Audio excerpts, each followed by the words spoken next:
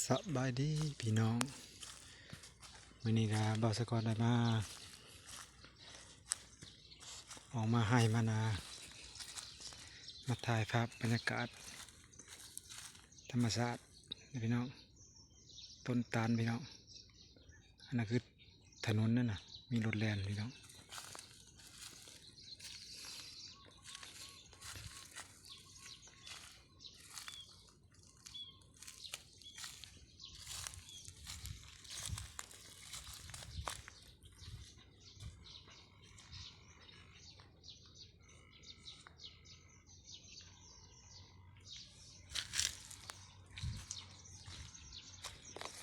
หวยพี่น้องหวย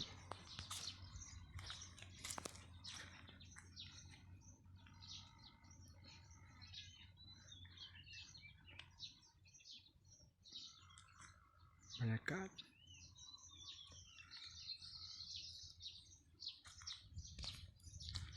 น้ำหวยกระบอกเลยพี่น้องน้ำคลองน้ำหวยกระเวทแล้วพี่น้องฝนกระบตกลงมาแล้วพี่น้องเนาะอากาศร้อนเหมือนพี่น้องอากาศร้อนร้อนมาเลยเดี๋ยวแดดเดี๋ยวคืบพี่น้อง